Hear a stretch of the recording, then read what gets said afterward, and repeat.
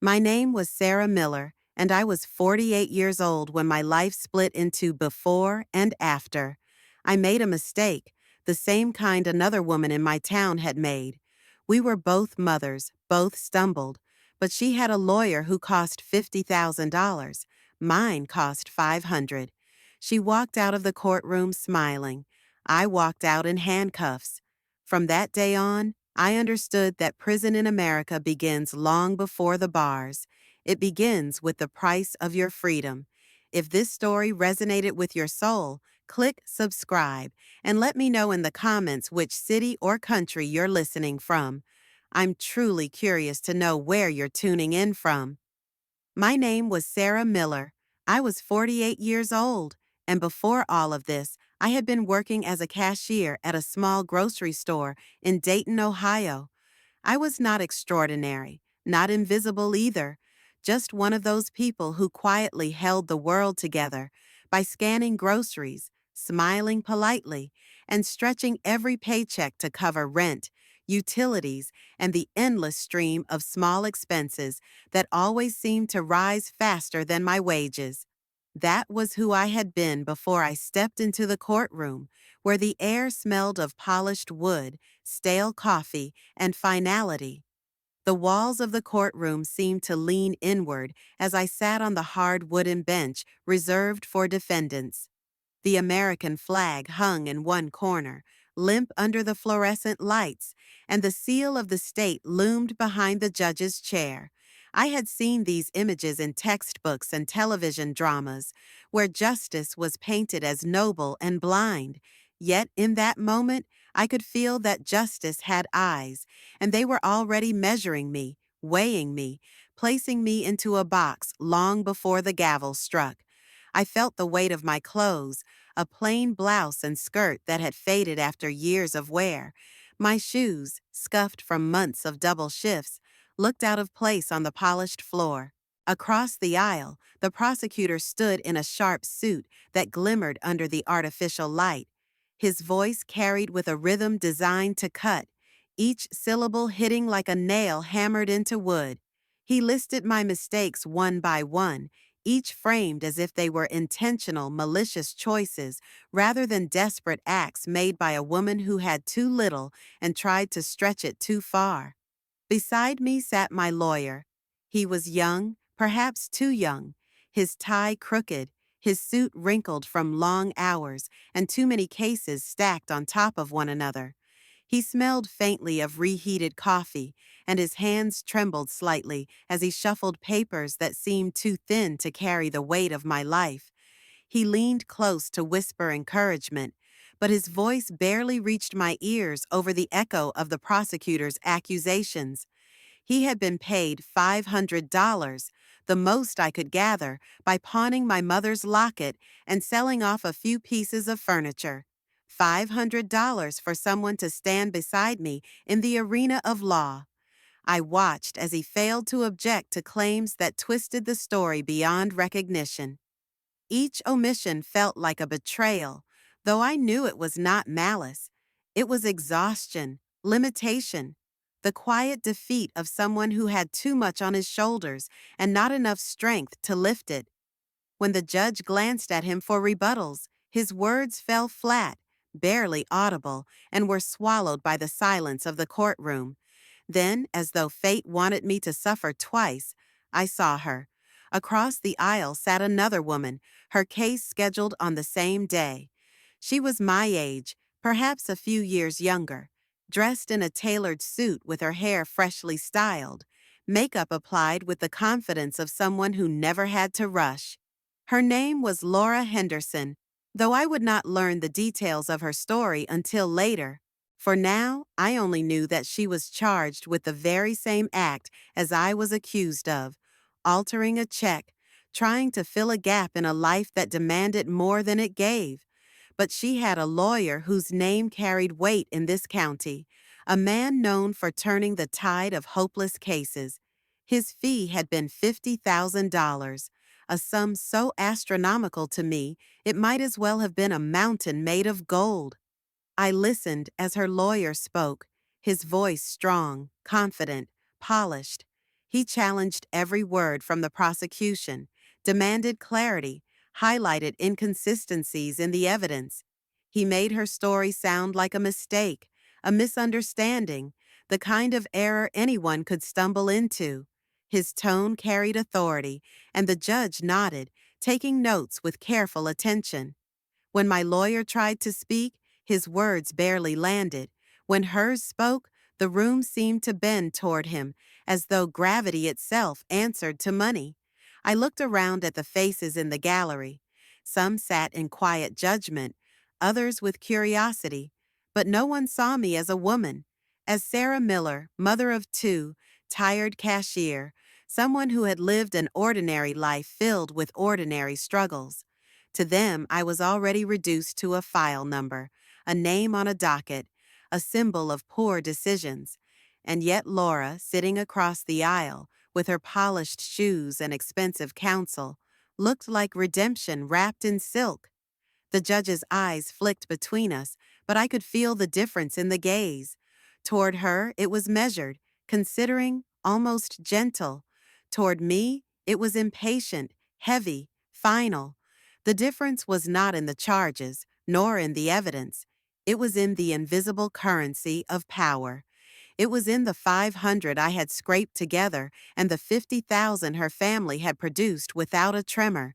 It was in the tired voice that stumbled to defend me and the commanding tone that wrapped around her like armor. My heart pounded as the prosecutor painted me as someone calculated, deliberate, dangerous. Each word felt like a stone pressed onto my chest. My lawyer shuffled his papers, missing an opening to challenge the exaggerations. I wanted to scream, to tell them about the nights I worked until my feet ached, about the envelopes of unpaid bills stacked in my kitchen drawer, about the desperate decision made in a moment of fear. But my voice was locked behind my teeth, and I knew it would not matter. In this room, only certain voices carried weight, and mine was not one of them. The courtroom smelled of varnish and fear. The hum of the air conditioner filled the spaces between accusations. Time slowed until each second felt like a verdict. I stared at the seal above the judge's head, the eagle clutching arrows and olive branches, and wondered which it offered to me. The silence stretched, punctuated only by the gavel striking to adjourn for lunch. For a moment, I closed my eyes and felt the despair sink deeper. In that room, I understood that justice in America was not blind. It saw every thread of clothing, every dollar in your pocket, every name that carried weight or failed to carry any at all. It was not the crime that defined your future. It was the cost of your defense. And as I sat on that wooden bench, my hands clenched in my lap, I realized that I had already been sentenced long before the judge opened his mouth. I remembered the day I handed over the envelope of money to my lawyer. It was crumpled at the corners, filled with bills gathered from too many small sacrifices. I had sold the gold locket my mother gave me when I turned 18, the only piece of jewelry I ever owned with real value. I had given up the television from my living room, carrying it to a pawn shop where the man behind the counter barely glanced at me as he counted out the cash. I had emptied the jar of coins I once saved for my children's birthdays. Every dollar in that envelope carried the weight of something lost, and all of it together added up to 500. That was the price of my defense. I placed it on his desk in a small office that smelled of dust and overworked air conditioning.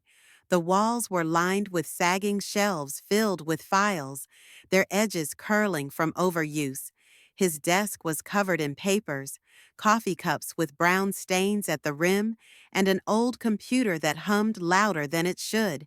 He thanked me with tired eyes, sliding the envelope into a drawer already cluttered with receipts and forgotten letters. I saw no relief in his face, no confidence, only the weariness of someone spread too thin. In that moment, I realized that $500 did not buy skill, strategy, or careful preparation.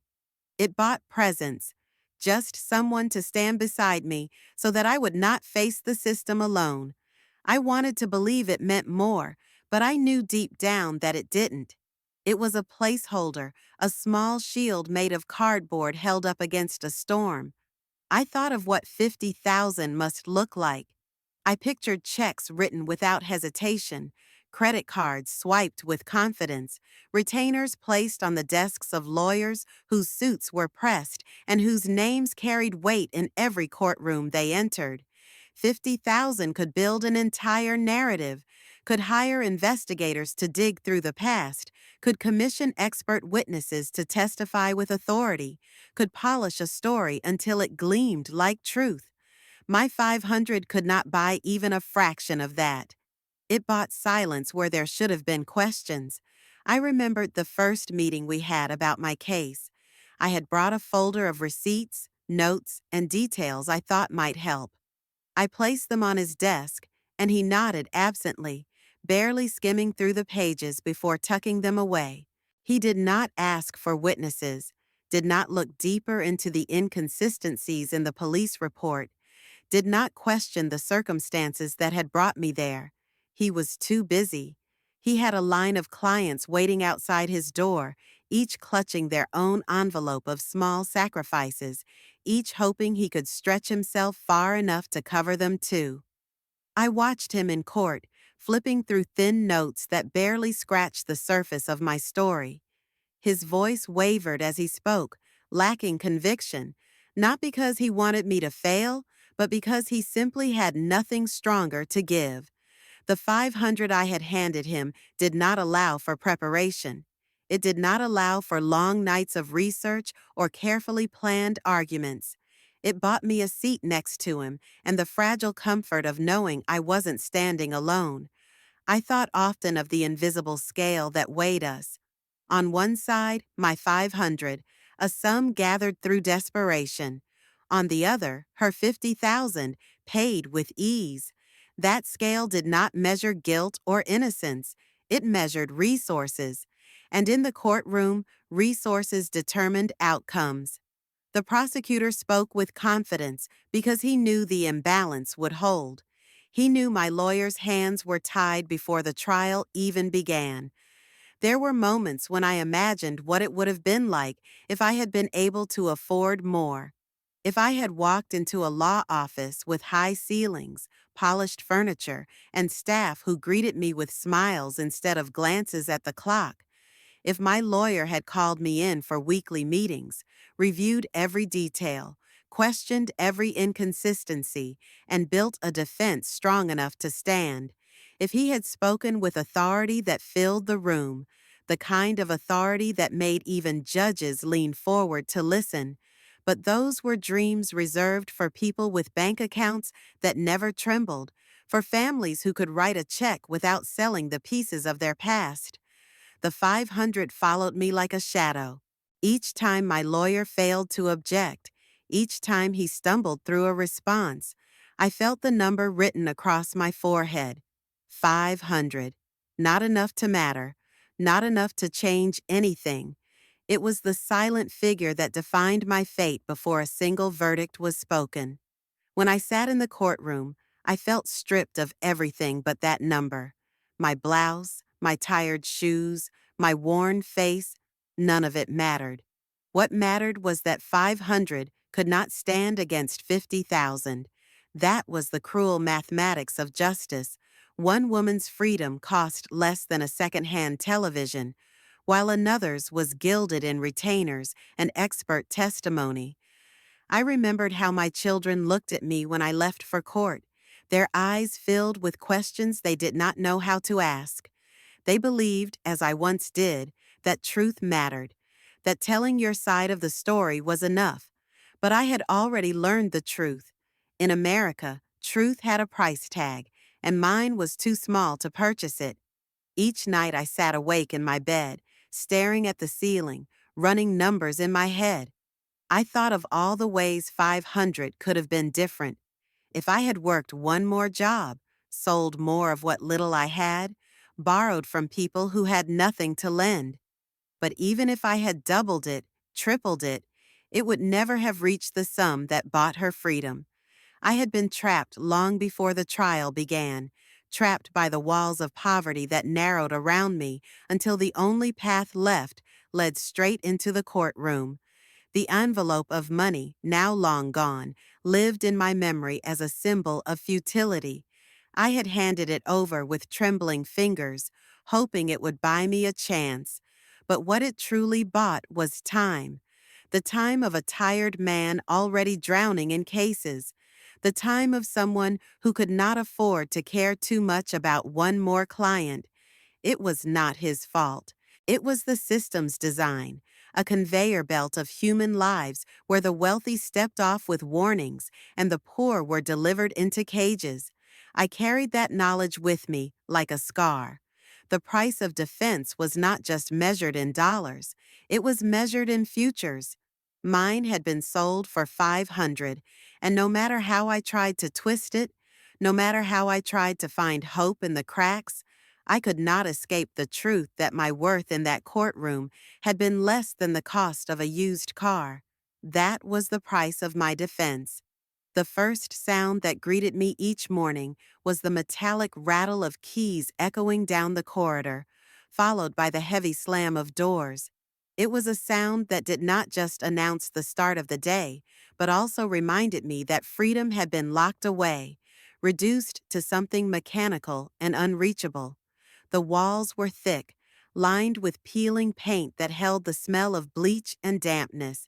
They seemed to breathe with the collected sorrow of thousands of women who had walked these halls before me, each step leaving an invisible scar that layered itself into the concrete.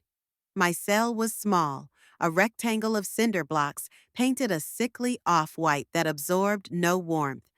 The bunk creaked under my weight, its mattress thin as paper, its springs pressing into my back no matter how I turned. A narrow window sat high on the wall, its glass frosted and scratched, allowing only a faint suggestion of daylight to seep through. Some days the light looked gray, some days it looked yellow, but never once did it look free. The air carried a mixture of disinfectant, sweat, and something sour that never fully disappeared. It clung to my hair and my clothes, followed me even into my dreams. Breakfast was a plastic tray pushed into my hands with eggs that tasted of cardboard and oatmeal that stuck in my throat. Coffee was little more than colored water, bitter and thin. Eating was less about nourishment and more about routine, a way to mark time in a place where clocks seemed irrelevant and days blended into each other. The voices of women filled the space, rising and falling like waves crashing against stone. Some argued, some laughed too loudly, some cried into their pillows at night. Each sound reminded me of how crowded we were, yet how alone we remained inside ourselves. I learned quickly not to ask questions and not to share too much. The walls had ears, and every story could become a weapon in someone else's hands. Silence became my shield, and with it came an invisible kind of survival. I carried memories like contraband inside me. The smell of bread from the grocery store where I once worked, the warmth of my children's hands as they clung to me when they were small, the sound of my own name spoken without judgment. These things lived inside me, but the walls pressed harder with each passing week, making the memories feel fragile, as though they might dissolve if I held on to them too tightly. At night, the darkness was thick, broken only by the occasional flicker of fluorescent light from the hallway. The sounds became sharper then, the distant sob of someone who had lost all hope, the scrape of shoes against the floor as guards made their rounds, the clang of metal doors closing. My thoughts grew heavier in that darkness. I replayed the trial again and again, imagining words that were never spoken, defenses that were never raised. Each replay ended the same way, with the sound of the gavel and the sight of hands cuffing my wrists. There were moments when I tried to count the days, scratching faint lines onto the edge of my notebook, but the lines blurred. The days became too many, and the act of counting began to feel like marking time for a life sentence rather than a term that would one day end. Instead, I began to measure time by seasons I could only imagine. The thin light in the window told me when winter lingered, when summer pressed outside, when leaves must have been falling though I could not see them. Inside the walls, I saw patterns emerge.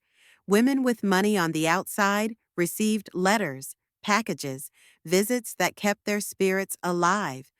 Women like me received less and less as time passed. Friends forgot, families grew tired, children grew up without asking for permission. Poverty followed us inside, shaping even the way we endured punishment. A wealthy woman could soften her sentence with commissary food, with phone calls funded by accounts that never ran dry. I learned to live on state-issued soap, thin lotion, and the few dollars I earned folding laundry in the prison basement. The laundry room became its own kind of prison within a prison. The heat from the machines pressed into my skin, the smell of detergent mixed with sweat until my head spun. Yet folding uniforms gave me something my cell did not: rhythm. The repetition of hands smoothing fabric, stacking piles, watching numbers rise on sheets of paper.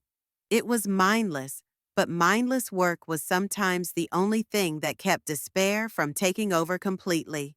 In the yard, the chain link fence stretched toward the sky, topped with razor wire that glittered cruelly in the sun. The grass was patchy, the ground uneven, yet women walked in circles there, over and over, like animals pacing in cages. I walked too, letting the rhythm of my steps carry me through thoughts I could not say out loud. Beyond the fence, the world continued, but it looked like a distant planet I would never reach. I learned to recognize faces, to read them like weather. Some women carried storms in their eyes, others carried silence so deep it looked like drowning. Some hid their pain behind laughter, performing cheer for the rest of us, though the cracks always showed when the lights went out. I became one of the silent ones, holding my grief like a secret, letting it harden into something the guards could not take from me. Letters from home arrived rarely. When they did, the paper felt like sunlight in my hands. My children wrote less as months became years, their words shorter, their lives expanding without me. I traced the letters with my fingers, memorized every curve of their handwriting. I pressed the envelopes to my chest at night, letting the crinkle of paper replace the absence of voices. The letters were proof that I still existed outside the walls, even if the world was slowly learning to move on without me. The walls taught me that poverty was not something I had left behind when I stepped into prison. It was carried inside, shaping everything from the food I ate to the opportunities I had. Even here, wealth whispered its power. Some women had commissary snacks stacked in neat rows, small luxuries that reminded them of home. They shared pictures from visits with well-dressed families, laughed on long phone calls that stretched into hours. I rationed soap, counted the minutes I could afford to spend on the phone, and folded my longing into the thin blanket issued by the state. Every night I closed my eyes and tried to imagine freedom. Not the courtroom, not the trial, not even the mistakes that had led me here. Just freedom, the simple act of opening a door, of feeling wind on my face without fences to stop it, of eating food that did not taste like metal trays and steam tables. Freedom became less a dream and more a kind of prayer whispered to myself when the lights dimmed. Inside those walls, I came to understand that prison was not only built from concrete and steel, it was built from the imbalance of wealth that followed me from the courtroom, from the $500 that had never been enough to buy justice. The sentence lived not just in the years marked on paper, but in every moment the walls pressed closer, reminding me that I had been trapped long before I arrived. I carried her image with me, the woman whose life had run alongside mine, like two tracks splitting in opposite directions. Her name was Laura Henderson. I did not know her well, but her face appeared often enough in the local paper for me to feel like I was watching a story that could have been mine unfold through glossy photographs and printed words. She was only a few years younger than I was, yet she looked untouched by the weight of the world. Her hair was styled, her teeth shone white in her smile. Her children stood beside her in photographs like polished ornaments. She looked like someone who had made a mistake and then been given the luxury to rise again. I compared that to the reflection I saw each morning in the dull metal mirror of my cell. My skin was pale under the fluorescent lights, my eyes ringed with shadows that deepened with each sleepless night, my hair cut short by necessity rather than choice. My smile had become something I practiced only when guards passed, a weak attempt to mask how time hollowed me out. I had once been Sarah Miller, a cashier, a mother who worked double shifts and still came home to cook dinner. But inside the walls, I became a number, my name written in logs and shouted during roll call. I existed only as a file, not as a person who had lived an ordinary life until desperation steered me wrong. Her story reached me in fragments, in clippings passed around by other women, or in whispers carried through visiting rooms. I heard she had received probation, community service, and the freedom to return home the same day she stood in front of the judge. Her children had not been separated from her. Her house had not fallen silent without her presence. Her mornings had not started with the clang of iron doors. Her punishment had been softened into something she could fold into her routine, a slight blemish quickly painted over with charity events and church gatherings. I imagined her standing in a living room that smelled of furniture polish and fresh flowers, telling her children that mistakes happen, but everything would be all right. I imagined her neighbors reassuring her friends calling to offer support, her church welcoming her with open arms. She was painted as resilient, as a woman who overcame hardship, as though her crime had been a bump in the road rather than a chasm that swallowed a life whole. I measured myself against her like a shadow standing beside light. I thought of my own children sitting at home without me, opening cupboards that were barer with each passing week, their voices over the phone shrinking with distance, their patience thinning as years pressed on. They did not have the comfort of hearing that everything would be all right. They had to live with the truth that their mother was in prison and the world would not forgive them for it. Teachers looked at them differently, neighbors whispered, and friends kept their distance. My mistake became their burden, while hers became a lesson softened by wealth. I often pictured us side by side, standing before the same judge, charged with the same offense, our names called in the same room. The difference had not been in what we did, but in what we could afford. Her $50,000 had rewritten her story, polished her image, reframed her actions. My 500 had left me exposed, unable to shield myself from the weight of the law.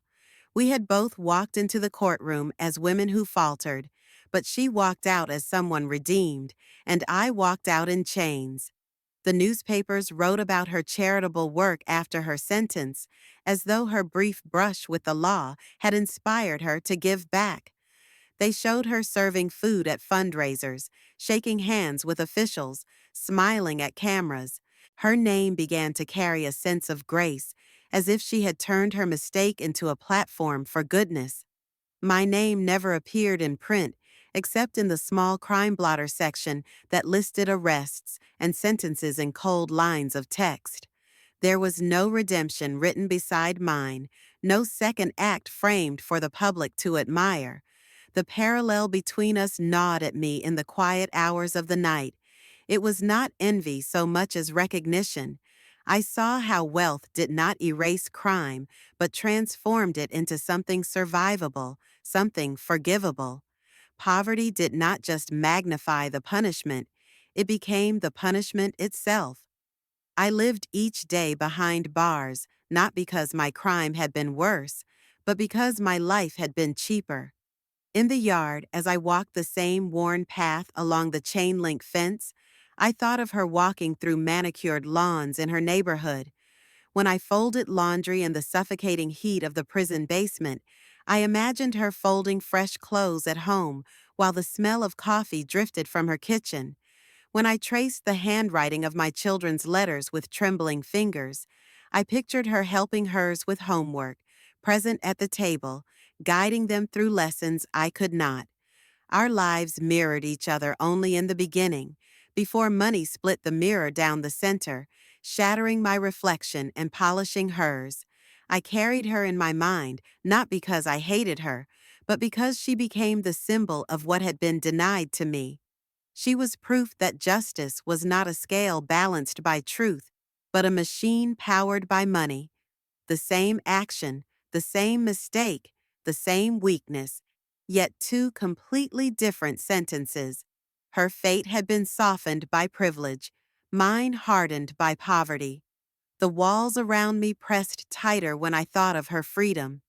They reminded me that our paths had been decided not by who we were, but by what we could afford. She moved forward with her life, her story rewritten as resilience. I remained locked inside, my story carved into stone, each day an echo of a system that punished poverty more than crime. That parallel defined me. It lived in the space between who I had been and who I was forced to become.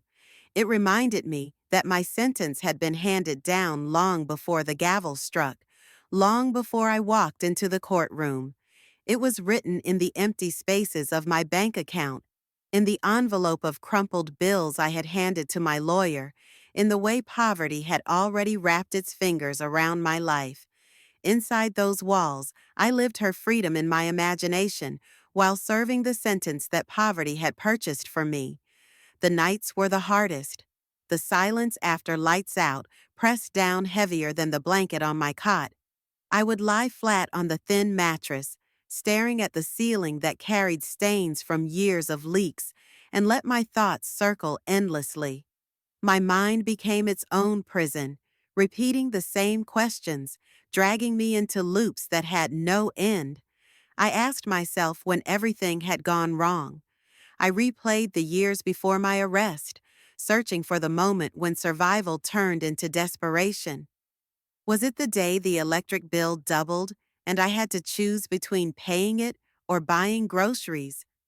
Was it the night I worked until 2 in the morning, my body aching from standing, only to bring home a paycheck that vanished in a single week? Was it when my children looked at me with hunger in their eyes and I felt like a failure for not being able to give them more? Somewhere in those moments, a decision formed, a dangerous one, and it led me here. But the question that tormented me was this: had I ever really had a choice? Each question carried another beneath it, like layers of an onion that made my eyes burn the deeper I went. Why had the system given me no mercy when it handed her leniency? Why did wealth buy forgiveness while poverty bought punishment? Why did the law pretend to be equal when its scales tipped visibly in favor of those who could pay? These were not questions asked out loud in the prison yard or in the mess hall. They were questions whispered to myself, written in invisible ink across the walls of my cell. Sometimes I asked myself who I truly was: a criminal, a mother, a woman who had stumbled once and never been allowed to rise again. I thought about my children's faces, about the way they had looked at me during visits. Their eyes filled with confusion. Did they see me as guilty, as the judge had declared, or did they still see me as their mother, the woman who had tucked them into bed, who had walked them to school, who had worked 2 jobs to keep the lights on? Their silence in letters worried me more than their words.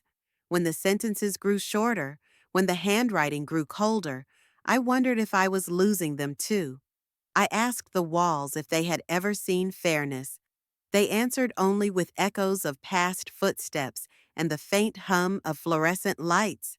I asked the ceiling if time would heal the shame etched into my skin. It answered with stains and cracks that seemed permanent, just like my record. I asked myself if I could ever return to who I had been before all this, but the question turned into laughter inside my head, bitter and sharp. The woman I had been no longer existed. She had been swallowed whole by the trial, by the bars, by the gavel that had stripped away her name and replaced it with a number. Other women around me asked their own questions, though we rarely spoke them aloud. I could see them in the way they stared into space during meals, in the way their hands trembled when they folded laundry, in the way their shoulders sagged after phone calls that ended too quickly. Questions hovered in the air of the prison like dust motes in sunlight, visible but never graspable. What if I had been born elsewhere? What if I had been given a chance?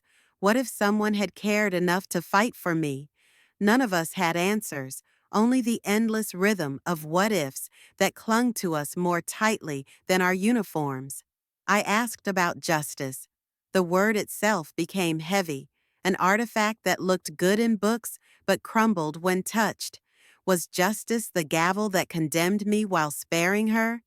Was it the locked doors, the strip searches, the endless routines that reduced me to obedience? Or was justice something I had never known, something reserved for people whose lives were cushioned by wealth? If justice was supposed to be blind, then why did it see the contents of my bank account more clearly than the truth of my heart? I asked myself about forgiveness. Could I forgive myself for failing my children, for making the decision that placed me behind bars? Some nights I thought I could, reminding myself that I had been desperate, cornered, trying to survive. Other nights the guilt was unbearable, pressing down on my chest until I could hardly breathe. Forgiveness felt like a luxury I could not afford, just another form of currency that slipped from my hands. Time itself became a question. How many days had I spent here? How many more remained? I scratched marks on the inside of my notebook, but after a while the lines blurred together, and I could no longer tell if I was counting forward or backward. Was I moving closer to freedom or further into despair? The calendar meant nothing inside these walls, where every day felt the same, each morning indistinguishable from the last. I wondered about my children's future. Would they grow up to resent me, to carry my record like a weight tied around their own necks? Would they remember me as the woman who tried but failed, or as the criminal the world told them I was? I wondered if they would understand one day that my sentence had been written not by my mistake, but by my poverty. Or would they forget me entirely, bury me under years of silence and distance until I became a ghost in their lives? Sometimes I asked myself about God. Was there a reason for all of this? Was there a plan hidden inside the cruelty? On Sundays, I sat in the chapel, listening to verses that spoke of redemption, of mercy, of second chances. Yet I could not reconcile those words with the reality I lived in. Mercy had not been offered to me in the courtroom. Redemption seemed reserved for those who could afford it. Was I meant to find answers in prayer, or was prayer just another unanswered question echoing in the silence? The nights continued, each filled with the same restless rhythm of questions that circled endlessly. The guards walked their rounds, the keys rattled, and I lay awake with my thoughts, chasing answers that never came. The walls held me, but it was the uncertainty that kept me captive more than the bars. I lived not only in prison, but in a labyrinth of questions with no exits, no resolutions, no way to silence them. Every question became a reminder of the imbalance that had brought me here. Each one carved deeper into me, shaping me into someone I barely recognized. And though I searched for meaning, for a way to piece together the fragments of who I was, all I found was silence. It was a silence that did not comfort, but accused. A silence that answered every question with the same unyielding truth. There were no answers for women like me. When the gates finally opened, The sound of metal grinding against metal echoed in my chest louder than in the yard. I stepped out carrying a small box of state-issued belongings and scraps of my life folded into letters and worn-out clothes. The air outside felt both sharp and heavy, as if the world had moved on without me and now demanded that I catch up. I had been 53 years old when freedom returned, though freedom was not the right word. What I held in my hands was not freedom, but the chance to begin again, with scars that could not be erased. The streets looked different than I remembered. Stores had closed, new ones had opened, neighborhoods had changed their skin. I felt like a stranger in my own city, walking among people who did not know the years I had lost. Their eyes slid past me, but when I looked in reflections, shop windows, bus shelters, even puddles on the sidewalk, I saw a woman marked by time, a woman who had spent too long behind walls that left their trace on her face and posture. I did not return to who I had been before. That woman was gone, dissolved in courtrooms and corridors. I was someone else now, someone who carried silence like armor and pain like fuel. At first, I tried to blend in. I rented a small room above a laundromat, where the hum of machines filled the night, and the scent of detergent reminded me too much of the prison laundry. I found work cleaning offices after hours, moving quietly through hallways that smelled of fresh paint and coffee brewed for people who would never know my name. Yet inside me, something restless refused to die. I had lived too long being told that my story did not matter, that my poverty was my crime. I could not carry that weight quietly anymore. I began to write, on scraps of paper at first, then in cheap notebooks I bought at the corner store. I wrote about the courtroom, about the way my $500 dissolved like smoke while another woman's $50,000 purchased her freedom. I wrote about the walls, about the silence, about the questions that still chased me even in the open air.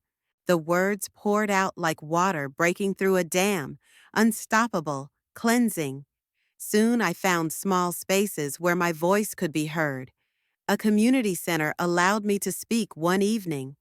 I stood before a room of strangers, my hands trembling as I unfolded pages stained with ink.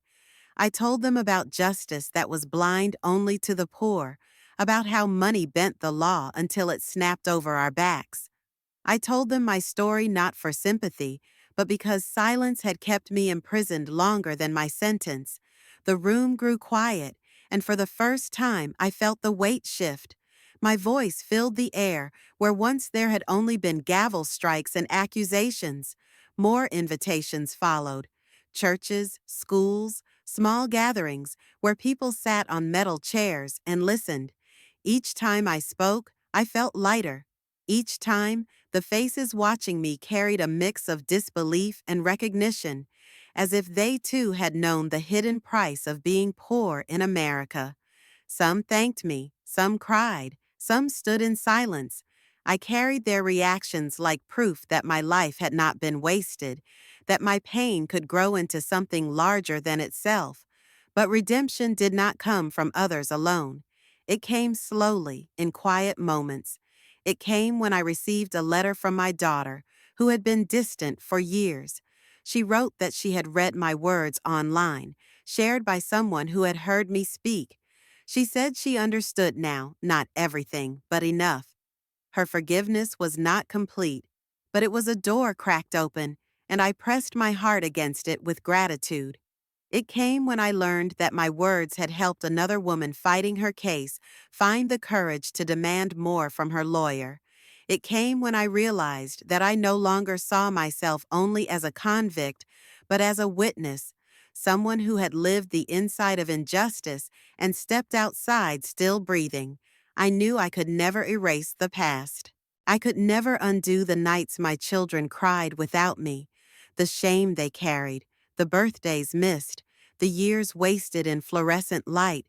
But redemption was not erasure. It was transformation. It was the act of taking pain and shaping it into a blade that could cut through lies. It was the choice to stand, to speak, to remind others that truth had a cost, and silence carried a heavier one. I walked often to the courthouse, not to enter, but to stand across the street and look at the building that had swallowed me whole. The stone steps seemed less imposing now, not because they had changed, but because I had.